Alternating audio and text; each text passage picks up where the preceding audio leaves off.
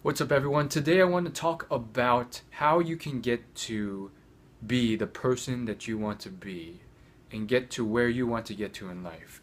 So, this method involves really making sure and first off deciding where you want to be and what type of person you would like to be once you get there. Once you figure that out, you usually can point to at least one person that's already there. Um, and it's oftentimes very important to make sure that you choose the right person and make sure you figure out why you want to be this person and make sure you choose the right person. And obviously, it's kind of common sense as to why. Um, if you choose the wrong thing that you want to be and then you think you want to be this person, and then once you get there, it turns out you're embarrassed or ashamed, or it's just like not really what you wanted in life and you thought it was. It's a huge problem. Now, some of that, it's hard to just like figure out yourself given your inexperience. One way to learn about it is through the wealth of knowledge, through books and the internet. Make sure the sources that you get this knowledge are reputable. So there are books on happiness, and they're backed up by science and psychology, and there's books on wealth and so forth from billionaires and millionaires who have gone there, and some of them tell you things like, "Hey, it wasn't worth becoming a billionaire because I spent 7 days a week working, and I regret not having time with the kids and so forth." And one book I highly recommend, I've mentioned this in numerous times, it's called Top 5 Regrets of the Dying, and it's a book. If I remember, I'll leave in the description a link to the book on Amazon.com, but it's basically a book about the top 5 regrets that the author had experienced after seeing hundreds of people in retirement homes pass away and becoming very intimate and establishing friendships with a lot of them. And they were all across the board, from rich to poor to bitter and angry about the world to normal to compassionate to nice to mentally ill. So she has a great book, and it's well worth the read numerous times. Read it not just once, but many times over. Anyhow, so here's the method I want to talk about in this video. Once you've really decided what type of person you want to be and so forth, oftentimes the first thing you will realize if someone points it out to you is that a lot of these traits and qualities are things that you can adopt for yourself. These are things that you can choose to take, which is a very amazing thing. If you want someone, if you respect that one person, and it's very important to sometimes choose a specific person. So have that person in your mind, whether it's your local community leader, or someone you know in school, or a teacher, or someone who is accomplished in his line of work. And when you have that picture, you will realize that, first off, a lot of these traits are something that you can have yourself. They are not unreachable. Oftentimes, what you admire about them, sure, it's their achievements and stuff, or maybe it's something deeper. And even if it is their achievements, when you dig down deep, it's like, okay, for instance, I like Robert Downey Jr. The reason being is because of his confidence, his personality, how he's not afraid to say what he wants, the way he talks, his assertiveness, how cool he is, his social skill, his fashion sense, his grooming, and so forth. And these are things you can actually work for and work to achieve and grow to get to, which is almost uplifting because it's like there's not really a complete barrier there that stops you from getting there. Initially people might think, oh, it's because he's rich, he's good looking, and so forth. But when you break it down, a lot of these people that everyone says is like so handsome and good looking, whether it's Channing Tatum or Brad Pitt, it's partially true, but in reality, like, I'm not gonna lie, like, look at Channing Tatum. He's not that good looking. The reason you think he's good looking is because you've been influenced by all the other things that he has: his wealth, his fame, the fact that he's depicted in all these movies as this sexy figure. But if he didn't have any of that, and he was just this normal guy who worked as a janitor in school, and he didn't really have much in life, his value would plummet, but he'd still be pretty awesome.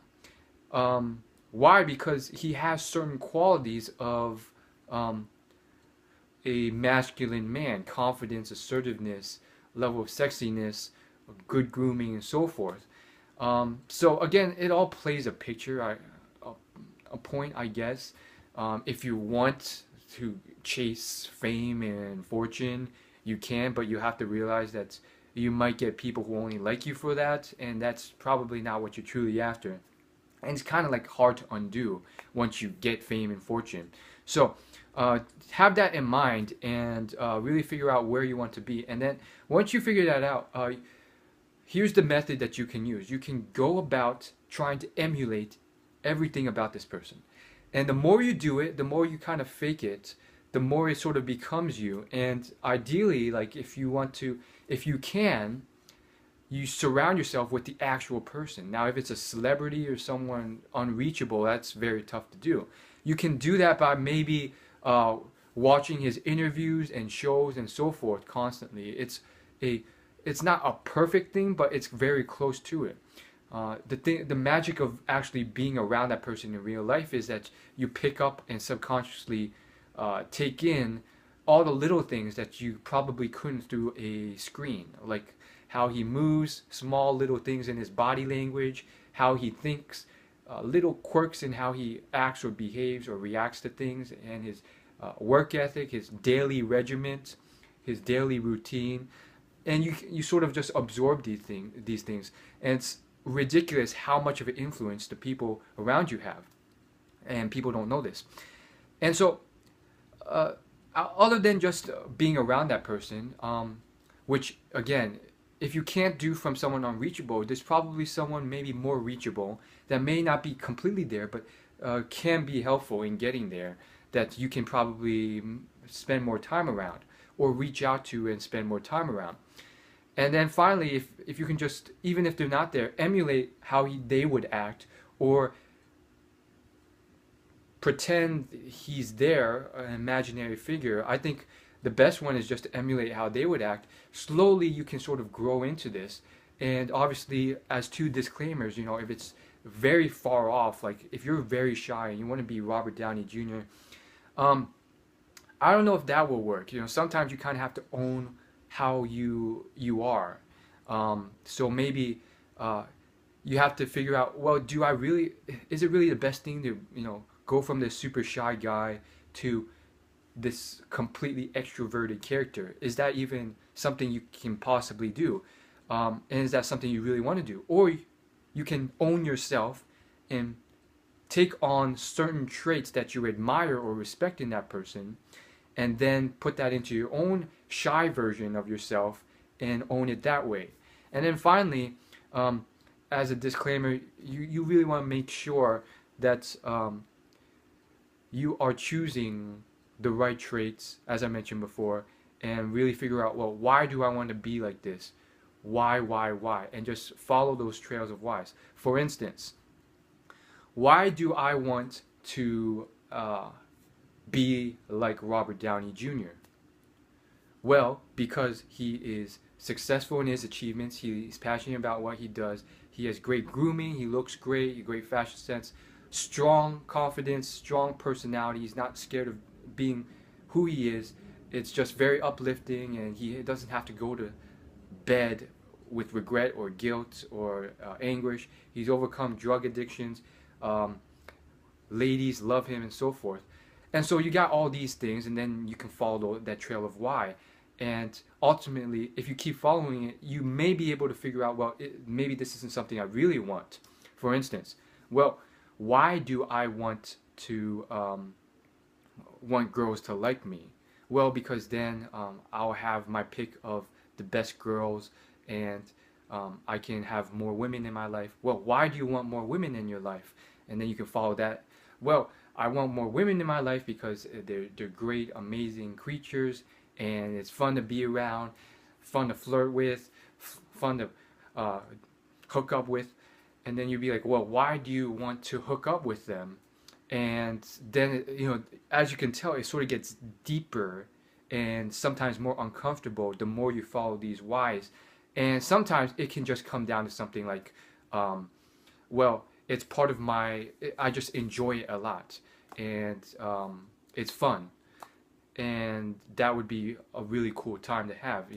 Life is to be enjoyed, and so that could be your thing. And so if that's your like final end statement, then you can analyze it and say like, well, sure, you can enjoy life, but a lot of life is also, it's very important also to have other goals and priorities. Well, why do I want other goals and priorities? Because there's more to life than just enjoying life, for my own distant future, and for the other things I want to do in life. Maybe make an impact, things unrelated to my own selfish fulfillment, maybe just achievement for inspiration, achievement for self-fulfillment, getting to where I want to get to, maybe traveling the world and experiencing it, another form of enjoyment of life, reaching my full potential, having the people I want love me, and my friends and family love me, actually love me. So really figure that stuff out. And honestly, once you can do that, again, try this out.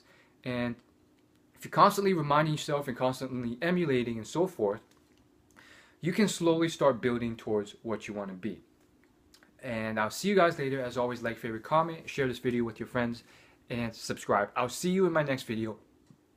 Peace.